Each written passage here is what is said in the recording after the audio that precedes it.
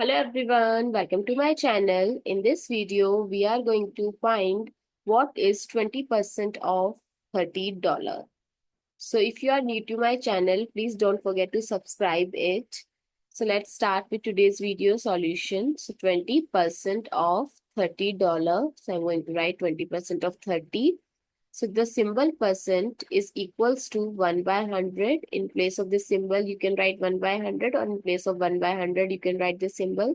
So 20 by 100 times 30. So we will cancel out the 0 with 0 and the numerator 0 with 0. So 2 times 3 by 1, that is 6 by 1, which is equals to 6. And our question is in terms of dollars, so it is $6.